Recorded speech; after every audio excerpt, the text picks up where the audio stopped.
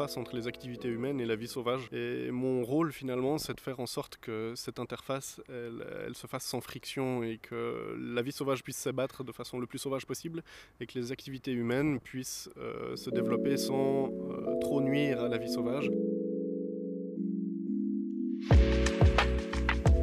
Il y a un policier dans la forêt, en planque dans les bois. Luc Rébété cache des pièges. Mais rassurez-vous, ici, aucun danger, aucune volonté de nuire. Notre homme est à l'affût. Ce grand passionné de nature observe les animaux. Il assure leur suivi. Les pièges ne ramènent que des photos. Luc Rébété fait un métier passionnant et indispensable à la gestion de notre patrimoine naturel. Il fait partie des 12 gardes de l'environnement du canton. Son bureau, c'est la nature. Son métier, c'est la protéger pour nous. Bienvenue dans Leur Territoire, le podcast de Géenvironnement qui vous fait découvrir les métiers de celles et ceux qui œuvrent au quotidien pour un avenir durable au sein de l'État de Genève. Aujourd'hui, nous marchons sur les pas de Luc Rébété.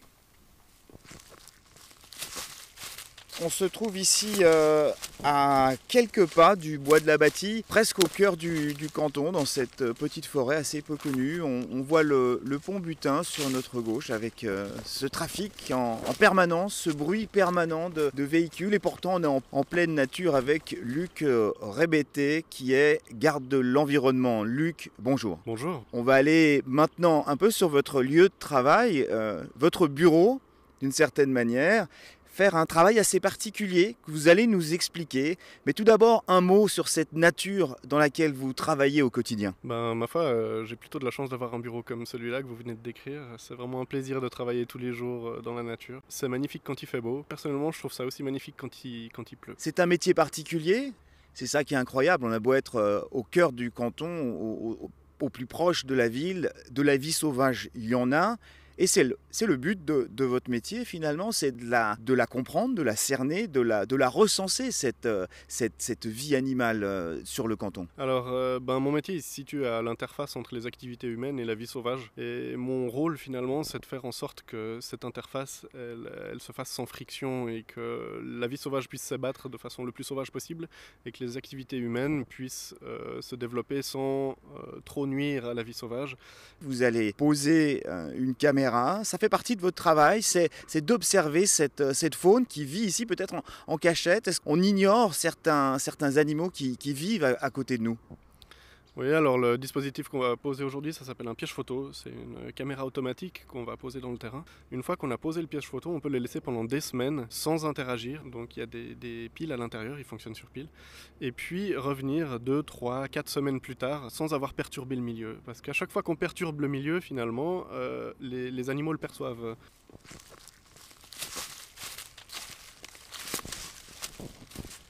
Au détour d'un arbre, on continue cette plongée, cette immersion dans cette forêt genevoise et on découvre le Rhône qui est juste un peu plus bas. Luc, quel genre d'animaux, quel genre de faune on peut être surpris de découvrir ici ? Ça dépend pour qui est la surprise. Finalement ici, on va trouver très certainement du chevreuil, du blaireau, du renard. Peut-être parfois quelques surprises, hein. On peut avoir du castor. Voilà, donc là on est en train de chercher un endroit propice pour poser le piège photo. On cherche une sente d'animal en fait, donc on va regarder le sous-bois et en étant un peu attentif on peut trouver des endroits où la végétation semble un poil plus tassée et les feuilles mortes un peu plus espacées. Et ça indique que les animaux passent ici. Donc voilà, on va retrouver aussi des crottes, on va retrouver vraiment des traces de passage, des empreintes. Et quand j'ai trouvé cet endroit-là, je sais que je suis sur un endroit où il y a des animaux qui passent. Finalement la trace la plus facile à trouver c'est l'empreinte. Après il y a les crottes. Et après, ça va beaucoup dépendre de l'espèce. Hein. On peut trouver des espèces qui vont se mettre dans la boue, comme le sanglier par exemple, et puis une fois qu'ils se lèvent de leur bain de boue, ils vont partir à travers la végétation et laisser de la boue sur les feuilles. Et ça fait des traces caractéristiques où on voit vraiment les traces de poils qui se brossent sur les feuilles. Et on voit ce petit chemin qu'on devine à peine. Ici, il n'est pas très marqué, mais à mon avis, ça peut être un endroit vraiment propice, donc on va mettre le piège photo ici.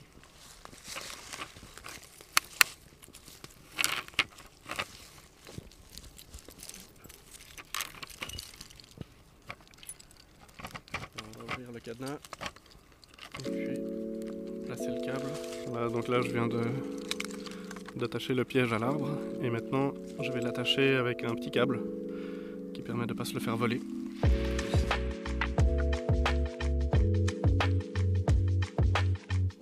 Luc Rébété, on le voit sur votre uniforme, c'est mentionné police, nature, faune, pêche. Au fond, vous êtes le policier de l'environnement, ça consiste en quoi ? J'ai certaines tâches de police dans mon travail, notamment de la surveillance.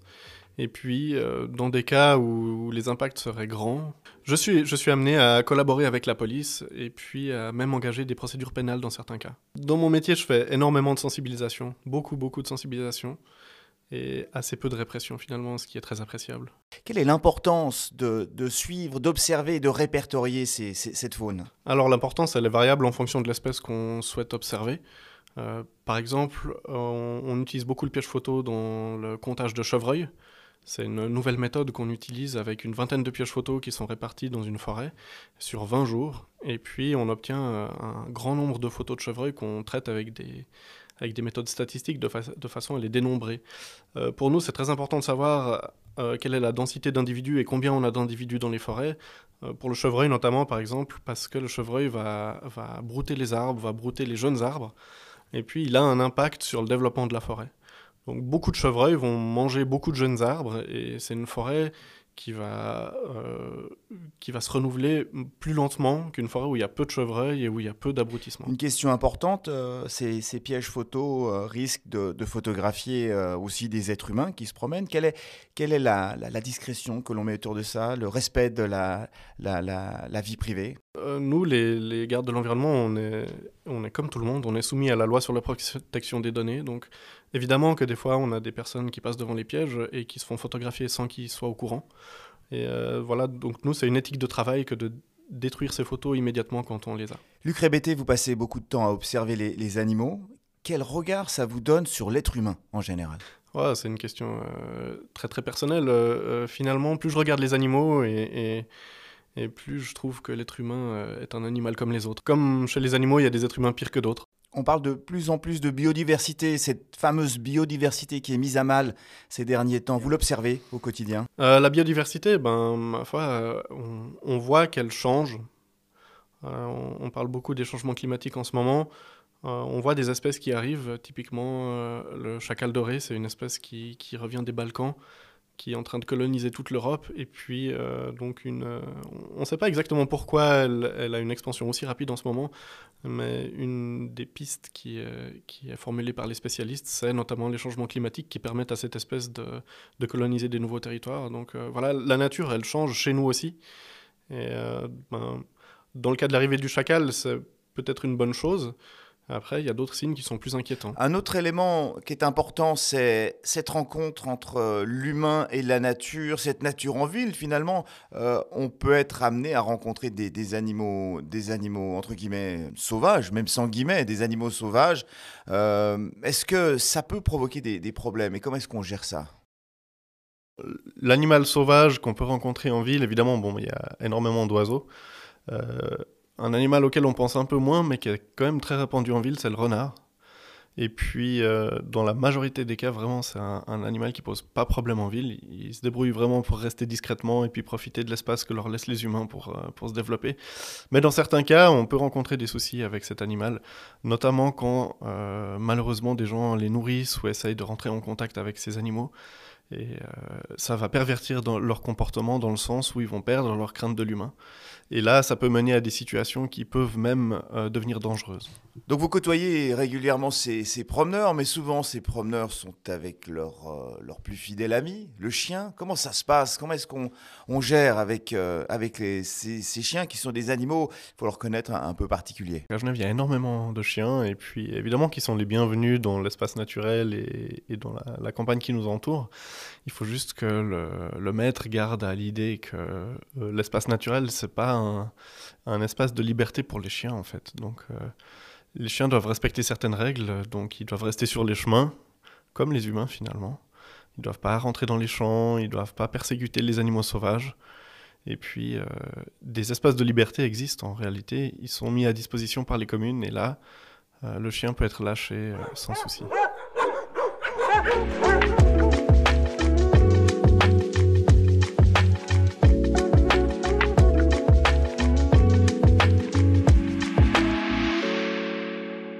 Leur territoire, le podcast de Géo-Environnement.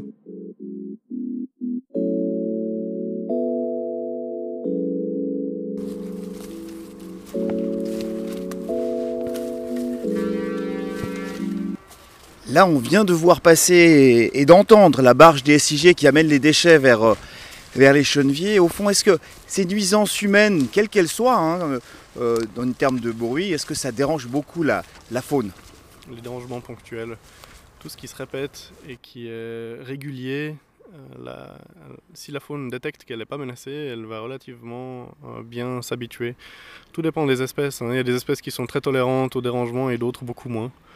Voilà, donc évidemment que tous ces bruits, tous ces mouvements ont un impact. Ces animaux, ils nous observent aussi ? Alors, ils nous observent à différents degrés, ils n'ont pas les mêmes sens que nous. La plupart du temps, c'est quand même l'odorat qui est le plus développé et l'audition.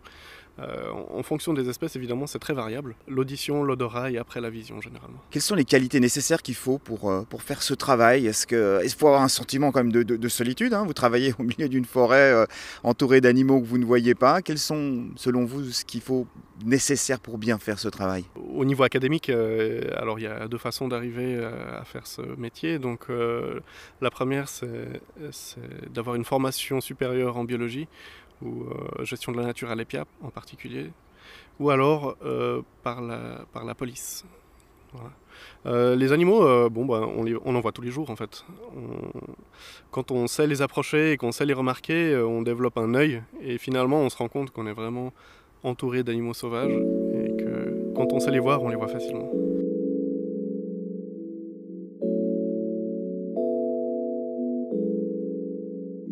Voilà, c'est la fin de ce deuxième épisode de Leur territoire, le podcast de Géo-Environnement, l'émission qui vous fait découvrir les métiers de celles et ceux qui œuvrent au quotidien pour un avenir durable au sein de l'État de Genève. J'espère que vous avez eu du plaisir à vous balader avec nous dans les forêts genevoises en compagnie de Luc Rébété pour découvrir une des facettes du métier de garde de l'environnement. On se retrouve dans un mois pour un prochain épisode de Leur territoire. D'ici là, portez-vous bien et conservez, vous aussi, la passion pour votre territoire. À bientôt.